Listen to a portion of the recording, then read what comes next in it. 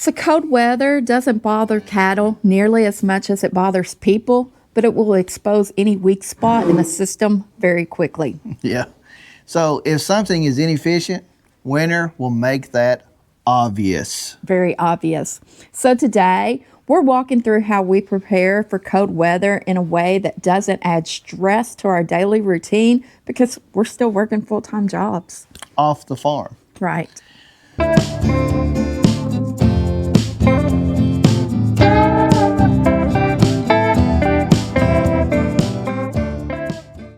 Hey guys, welcome back to STA Farms. I'm Aaron. And I'm Brandy. This is our Homesteading Over 40 series, where we share how we manage a small homestead while working full-time jobs off the farm. Okay, so this series is for people who didn't start young, people who are thinking about getting started now, and people who don't have unlimited time or even daylight, especially in the wintertime. Yeah. So each episode focuses on one system that we use. And today, that system is cold weather preparation. So the biggest thing we want to say up front is this: winter prep is not about doing more work. No, it's about doing work earlier so you don't have to do it later. Right. Cold weather is not the time to be figuring things out. No, it's not. So for us, winter prep starts months before it actually gets cold. Yes, it does.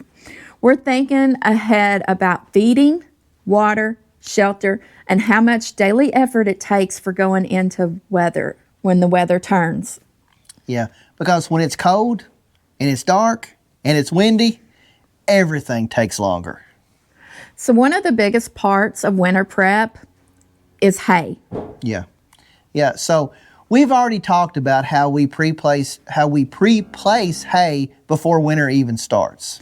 That system allows us to avoid starting the tractor in extremely cold weather, and it saves us a lot of time. Yeah, a whole lot of time. And sometimes the aggravation of not being able to get the tractor started. But another part of that system, important part, is decision making. Right. If we see a bad weather is moving in, extreme cold, wind, precip, we open up more hay early. Yeah, so even if the hay that's currently in the hay rings would last another day or two, we still go ahead and open them up. Yeah, we want the cattle to always have plenty of hay available during extreme weather. Yeah, that is very, very important.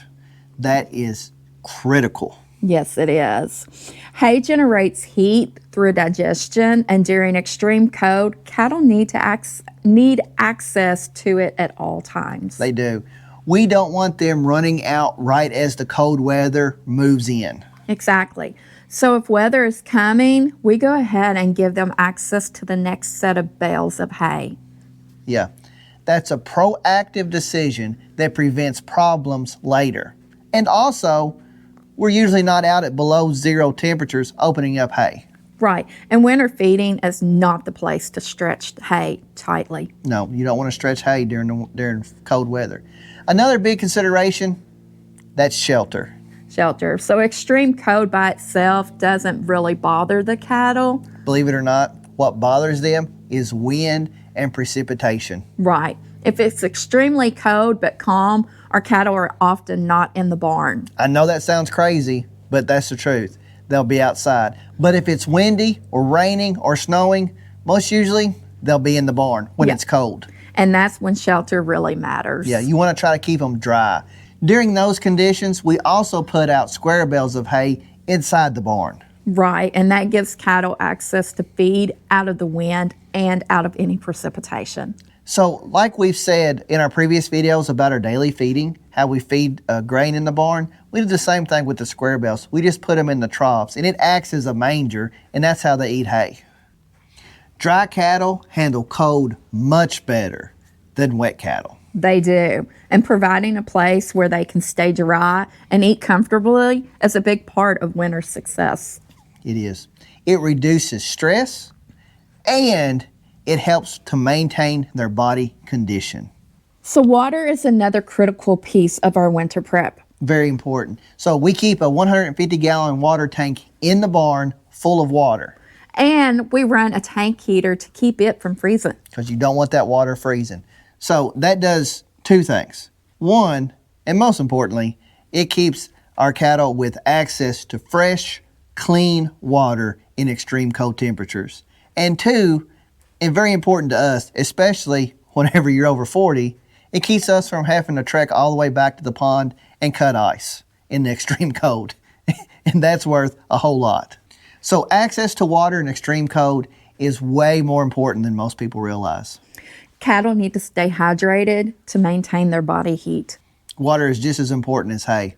And if water intake drops, everything else starts to suffer. Right. Keeping that tank thawed and accessible is a top priority for us here. It is. It's a small system that makes a big, big difference. So we also stage tools and supplies ahead of time. Yeah. So extreme cold, it's not the time to realize that you're missing something. No, it's not. So we keep an axe on hand in case we need to go and break that ice in the pond. Yeah. And we always have an extra tank heater ready. Right. If a tank heater fails in extreme cold, you don't want to be running to the store to get a new one. No. And that's when they're going to fail, when you're using them. They're not going to fail when you're not using them.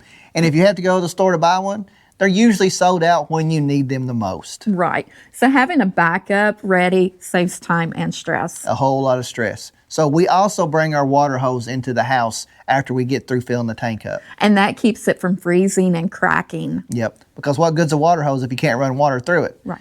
Little things like that, they prevent bigger problems later on.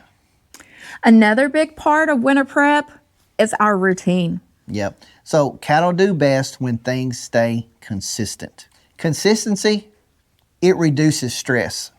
And less stress means healthier cattle. Especially in stressful weather conditions. Health problems in winter take more time and effort to fix than to prevent. Winter prep is really about making good decisions ahead of time. Yeah. Deciding where effort needs to be spent. Right. And deciding what's worth doing early. Our goal every winter is pretty simple. Healthy cattle Dry footing. and systems that work even when we're tired after a long workday. Exactly. When cold weather hits, we don't want to be scrambling. Not the time to be scrambling around.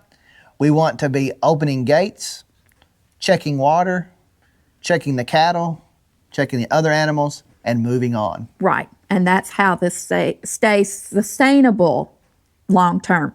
Especially when you're homesteading over 40. Right. You don't need harder systems. You need smarter ones. So guys, listen, if this series has been helpful, make sure that you subscribe so you don't miss what's coming next. Right. And if you have any questions about our winter prep or want us to go deeper into any part of this system that we talked about, leave us a comment below. Yeah, we'd be happy to make a video on it. Yep. Guys, we really appreciate y'all watching. And we hope to see you in the next one. Bye. Bye.